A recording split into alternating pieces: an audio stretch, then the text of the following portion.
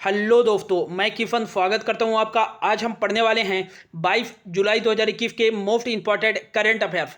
तो let's start. पहला जो क्वेश्चन है, हाल ही में किन दो शहरों को यूनेस्को द्वारा historic urban landscape project scheme में शामिल किया गया है? तो राइट आंसर हो जाएगा ग्वालियर और ओरछा। इन दो शहरों को यूनेस्को के historic urban landscape project scheme में शामिल किया गया है और ये मध्य प्रदेश के दो शहर हैं। ओरछा टीकमगढ़ जिले में स्थित है और ग्वालियर तो ग्वालियर जिले में ही स्थित है। नेक्स्ट बात करें, यह प्रोजेक्ट स्कीम होता क्या है? तो यह लैंडस्केप प्रोजेक्ट स्कीम के तहत जो भी शहर यूनेस्को के तहत शामिल किए जाते हैं, अब उन शहरों का जो विकास का योजना बनाएगा वो कौन बनाएगा? यूनेस्को द्वारा बनाया जाएगा कि उन शहरों का विकास किस तरह से किया जाएगा, वहाँ सांस्कृतिक विकास किस तरह से किया जाएगा, वहाँ का पर्यटन को बढ़ावा देना है तो किस तरह से वहाँ योजना चलाई जाएगी। तो ये सब जो विकास करेगी इन शहरों में, तो वो यूनेस्को के द्वारा योजना क्रियान्वित किया जाएगा। अब बात करें, हाल ही में यूनेस्को की संभावित लिस्ट कांचीपुरम का मंदिर हाल ही में यूनेस्को के संभावित लिस्ट में शामिल किया गया था 6 स्थलों के साथ। और ये कहाँ स्थित है? तमिलनाडु में स्थित है। एक था बैकल महापाफाड़ स्थल, ये कर्नाटक में स्थित है। इसको भी यूनेस्को के हाल ही में संभावित लिस्ट में शामिल किया गया है। मराठा सैन्य वास्तुकला, इसको भी शामिल किया गया है, ये महाराष्ट्र में स्थित है। नेक्स्ट जो है वह है सतपुड़ा टाइगर रिजर्व, ये कहाँ स्थित है? ये मध्य प्रदेश में ही स्थित है। तो इसको भी हाल ही में संभावित लिस्ट में शामिल किया गया था यूनेस्को की। और एक था बेड़ा घाट में स्थित लेमटा घाट, यहाँ से डायनासोर के कुछ जीवाश्म प्राप्त हुए थे, इसको भी शामिल किया गया था। और एक था लास्ट नंबर का 6वां, उत्तर प्रदेश में स्थित वाराणसी के गंगा घाट को भी शामिल किया गया था यूनेस्को के हाल ही में संभावित लिस्ट में। नेक्स्ट बात करें यूनेस्को के बारे में, तो यूनेस्को का जो फुल फॉर्म हो जाता है वो क्या होता है? United Nation Educational Scientific and Cultural Organization. UNESCO की स्थापना कब की गई थी? 16 नवंबर 1945 को। भारत इसका सदस्य कब बना था? 1946 में। वर्तमान में इसके मेंबर कंट्री कितने हैं? तो यूनेस्को के वर्तमान में मेंबर कंट्री 193 हैं और सहयोगी देश जो हैं वो कितने हैं? 11 हैं। यूनेस्को का हेडक्वार्टर कहाँ है? तो ये पेरिस फ्रांस में स्थित है यूनेस्को का हेडक्वार्टर। और इसके अध्यक्ष महानिदेशक कहें कौन है? तो वो हैं आंद्रे अजोले। ये कहाँ पे हैं? तो ये फ्रांस से हैं। कहाँ से हैं? फ्रांस से हैं यूनेस्को के महानिदेशक आंद्रे अजोले। नेक्स्ट बात करें दोस्तों, हाल ही में यूनेस्को ने एक बंग बंधु मुजीबुर रहमान पुरस्कार की शुरुआत की थी अंतर्राष्ट्रीय स्तर पर। और इसको किस क्षेत्र में दिया जाएगा? तो वैश्विक अर्थव्यवस्था पहल में दिया जाएगा। और इसमें कितने रुपए दिए जाएंगे? तो 50,000 USD डॉलर का पुरस्कार दिया जाएगा। किसके लिए? वैश्विक अर्थव्यवस्था के लिए दिया जाएगा। नेक्स्ट बात करें, यह 2 साल में एक बार दिया जाएगा। बंग बंधु शेख मुजीबुर रहमान, जिसको देने के लिए हाल ही में अंतर्राष्ट्रीय स्तर पर यूनेस्को ने घोषणा की थी। नेक्स्ट बात करें कि भारत का पहला कौन सा ऐसा पर्यटन क्षेत्र था जिसको यूनेस्को की साइड में शामिल किया गया था? तो 1983 में अजंता की गुफाएं। अजंता की गुफाएं कहाँ स्थित है? महाराष्ट्र में स्थित है। काफ़ी एग्जाम में पूछा गया है। तो इसको पहली बार यूनेस्को की सूची में शामिल किया गया था और यह पहला भारतीय स्थल है जिसे यूनेस्को की सूची में शामिल किया गया था। 1983 में ही शामिल किया गया था। एलोरा की गुफाएं, ये भी महाराष्ट्र में स्थित है। और ताजमहल जो आगरा उत्तर प्रदेश में स्थित है, इसको भी 1983 में शामिल किया गया था। और 1983 में ही शामिल किया गया था एक आगरा का किला। तो ये 4 स्थलों को यूनेस्को में पहली बार शामिल किया गया था, भारतीय स्थलों को। नेक्स्ट बात करें कि लास्ट टाइम किसको शामिल किया गया था? तो 38वें साइड है विश्व विरासत सूची में भारत के यूनेस्को साइड में। तो 38वां जो स्थल था वो कौन था? जयपुर यूनेस्को की विश्व विरासत सूची में शामिल किया गया था। कब? 2019 में। तो ये थे कुछ इंपॉर्टेंट फैक्ट। बढ़ते हैं अगले क्वेश्चन पे। अगला जो क्वेश्चन है, हाल ही में किस राज्य ने सुवर्ण रेखा परियोजना का शुभारंभ किया है? तो यह एक सिंचाई परियोजना है और इस परियोजना का जो शुभारंभ किया गया है, तो यहाँ पर ऑप्शन थोड़ी रॉन्ग है दोस्तों, यहाँ पर उड़ीसा कर लीजिएगा। उड़ीसा राज्य सरकार के द्वारा सुवर्ण रेखा परियोजना का शुभारंभ किया गया है, जिसका जो पूरा नाम है सुवर्ण रेखा सिंचाई परियोजना। अब यह जो उड़ीसा का मयूरभंज जिला है, मयूरभंज जिले में 15,359 हेक्टेयर भूमि की सिंचाई करने के लिए यह परियोजना शुभारंभ किया गया है। और नेक्स्ट एक याद रखिएगा कि मयूरभंज जो जिला है उड़ीसा का, यह क्या पाइप के माध्यम से सभी घरों में पानी पहुंचाने वाला देश का पहला बन गया है। कौन? मयूरभंज जिला उड़ीसा का। नेक्स्ट बात करें, इसमें 2024 तक 70,000 हेक्टेयर पर सिंचाई करने का लक्ष्य रखा गया है। किस परियोजना के तहत? सुवर्ण रेखा सिंचाई परियोजना के तहत। किस राज्य सरकार के द्वारा शुरू किया गया है? उड़ीसा राज्य सरकार के द्वारा शुरू किया गया। अब यह उड़ीसा के द्वारा शुरू किया गया है, तो उड़ीसा के बारे में देख लेते हैं। तो उड़ीसा के जो सीएम है वो कौन है? वो है नवीन पटनायक। यहाँ के गवर्नर कौन है? तो वो है गणेशी लाल। यहाँ की राजधानी क्या है? भुवनेश्वर है, भुवनेश्वर। और भुवनेश्वर से याद रखिएगा कि खेलो इंडिया का पहला, मतलब खेलो इंडिया यूनिवर्सिटी गेम्स का पहला आयोजन कहाँ किया गया था? भुवनेश्वर में, जिसमें विजेता कौन था? वो था पंजाब। खेलो इंडिया यूनिवर्सिटी गेम्स का दूसरी आयोजन कहाँ किया जाएगा? दूसरा संस्करण कर्नाटक के बेंगलुरु में। नेक्स्ट एक याद रखिएगा कि भुवनेश्वर में ही उड़ीसा के मुख्यमंत्री नवीन पटनायक जी के द्वारा पहला जो है भारत का पहला वर्ल्ड स्किल सेंटर की स्थापना की गई है। नेक्स्ट बात करें कि भारत का पहला फायर पार्क कहाँ बनाया गया है? तो ये उड़ीसा के भुवनेश्वर में ही बनाया गया है। और उड़ीसा में ही है एक व्हीलर द्वीप का नाम बदल करके अब क्या कर दिया गया है? एपीजे अब्दुल कलाम द्वीप। और इसी द्वीप से हाल ही में अग्नि प्राइम मिसाइल का परीक्षण किया गया है। नेक्स्ट बात करें, उड़ीसा में ही है भितरकनिका नेशनल पार्क, नंदन कनन जूलॉजिकल गार्डन यहीं स्थित है। और एक है फतकोफिया टाइगर रिजर्व कहाँ स्थित है? तो ये उड़ीसा में ही स्थित है, याद रखिएगा। कटोगढ़, हाटगढ़, उफा कोठी और ये सब वाइल्ड लाइफ सेंचुरी कहाँ स्थित है? तो ये उड़ीसा में ही स्थित हैं। बढ़ते हैं अगले क्वेश्चन में। अगला जो क्वेश्चन है, हाल ही में किस देश ने हमदम नाम का एक ऐप बनाया है? तो इसका जो राइट आंसर हो जाएगा वो हो जाएगा ऑप्शन सी, ईरान ने हाल ही में हमदम नाम का एक ऐप शुरू किया है। अब यह शहर क्या है, यह जो ऐप है यह क्या है? तो ईरान में क्या है, हाल ही में जो जन्म दर है वो काफ़ी कम हो गई है, यहाँ की जन्म दर। और ज़्यादातर लोग बूढ़े होते जा रहे हैं और यहाँ जो जन्म दर है काफ़ी कम है। इसको रिकवर करने के लिए हाल ही में हमदम नाम का एक ऐप विकसित किया गया है ईरान के द्वारा। अब यह हमदम ऐप क्या करेगा? तो यह क्या करेगा कि यह एक युवा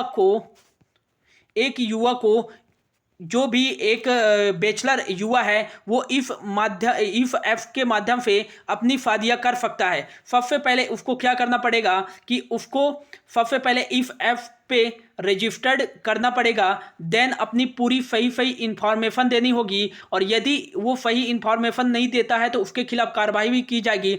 फिर जैसे ही सही इंफॉर्मेशन दे के रजिस्टर कर लेता है तो अपनी मनपसंद चुननी होगी कि उसको किस प्रकार की मतलब कि किस प्रकार से लड़कियों को शादी करना है, महिला शादी करना है और कैसा उसका नेचर होना चाहिए, ये सब उसकी प्रेफरेंस में डालना पड़ेगा। और जैसे ही ये प्रेफरेंस डालता है तो उसको गवर्नमेंट द्वारा क्या दिया जाएगा? सजेशन दिया जाएगा, काफ़ी सजेशन दिए जाएंगे। तो वो जो भी सेलेक्ट कर लेता है, पसंद कर लेता है, फिर उससे शादी करा दी जाएगी इस युवा की। तो ये इस प्रकार का ऐप है जिसके तहत युवा अपने मनपसंद की शादी कर सकता है हमदम ऐप के माध्यम से। और इसको किस देश ने शुरू किया है? तो ईरान के द्वारा शुरू किया गया है। नेक्स्ट बात करें कि यह हमदम ऐप पर जो जैसे शादी हो गई युवा की तो इसको 4 साल तक, शादी के बाद 4 साल तक इस ऐप पर एक्टिव रहना पड़ेगा ताकि उनका गवर्नमेंट द्वारा क्या किया जाए? निगरानी किया जाए कि उनका जो रिलेशनशिप है वो अच्छे से चल रहा है कि नहीं चल रहा है, इस पर भी नियंत्रित किया जाएगा।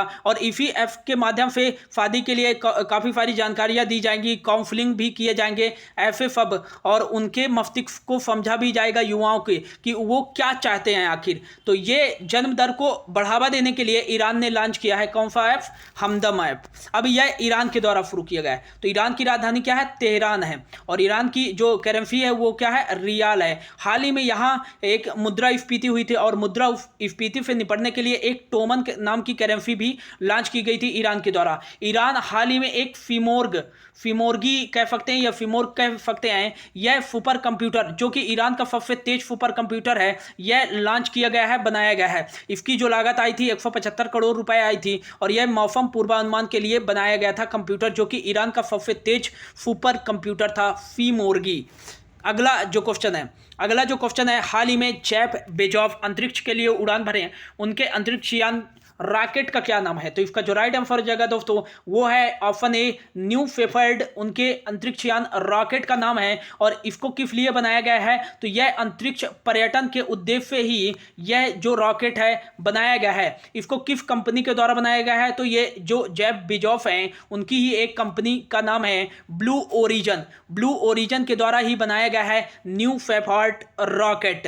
नेक्स्ट बात करें कि जब ये हालांकि अंतरिक्ष पे लौट आए हैं, लेकिन इस अंतरिक्ष यात्रा में अंतरिक्ष में जाने वाली दुनिया की सबसे उम्र दराज व्यक्ति कौन बन गए हैं? तो ये लिख लीजिएगा, मोस्ट इंपॉर्टेंट वो है वैली फंक।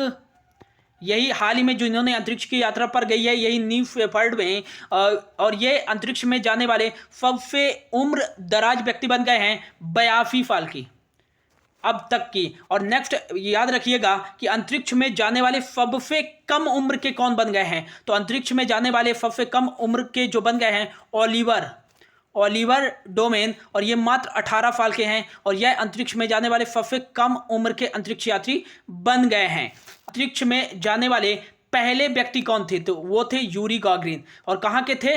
यूरी गागरिन, ये थे रफिया से। और अंतरिक्ष में जाने वाली पहली महिला कौन थी? तो वेलेंटीना टेरिफकोवा, ये कहाँ से थी? ये भी रफिया से थी। लेकिन यदि यह पूछा जाए कि चंद्रमा पर पैर रखने वाला पहला कौन व्यक्ति था? तो बज एल्ड्रिन जो कि नील आर्मस्ट्रांग के साथ 20 जुलाई 1962 को पहली बार चंद्रमा पर पैर रखा था। और यदि पूछा जाए कि चंद्रमा पर चलने वाला पहला व्यक्ति कौन था? तो ये था नील आर्मस्ट्रांग। और ये चंद्रमा पर चलने वाले पहले व्यक्ति और चंद्रमा पर पैर रखने वाले पहले व्यक्ति कौन थे? Buzz Aldrin. इनके अंतरिक्ष यान का नाम क्या था? अपोलो 11। और यदि पूछा जाए कि अंतरिक्ष में जाने वाले पहले भारतीय कौन थे? तो ये थे राकेश शर्मा। और अंतरिक्ष में जाने वाले पहली महिला भारतीय कौन थी? तो वो थी कौन? कल्पना चावला। और इनके अंतरिक्ष यान का क्या नाम था? तो ये था कोलंबिया इनके अंतरिक्ष यान का नाम था। और हाल ही में भारतीय मूल की दूसरी महिला गई हैं अंतरिक्ष में, वो कौन है? फिरीफा बांदला। ये भी याद रखिएगा दोस्तों। बढ़ते हैं अगले क्वेश्चन पे।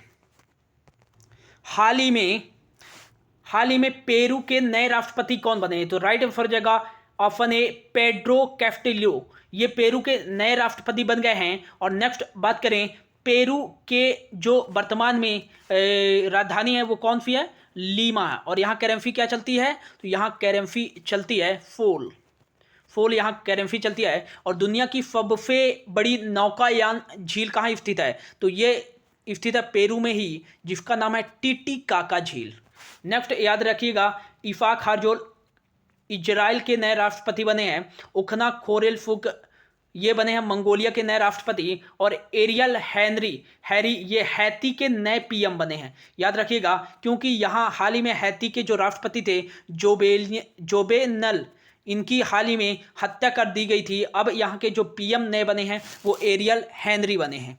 अगला जो क्वेश्चन है, हाल ही में किस देश ने F-5 वायु रक्षा मिसाइल प्रणाली का परीक्षण किया है? तो इसका जो राइट आंसर हो जाएगा वो हो जाएगा ऑप्शन ए रफिया के द्वारा F-500 वायु रक्षा मिसाइल प्रणाली का परीक्षण किया गया है। अब यह अंतरिक्ष में भी आक्रमण करने में सक्षम होगा, यह रफिया का F-500 वायु रक्षा मिसाइल प्रणाली। अब नेक्स्ट बात करें, हाल ही में रफिया के द्वारा जिरकॉम क्रूज मिसाइल का भी परीक्षण किया गया है। किसके द्वारा? रफिया के द्वारा। अब यह रफिया के द्वारा परीक्षण किया गया है। तो रफिया की जो कैपिटल है वो क्या है?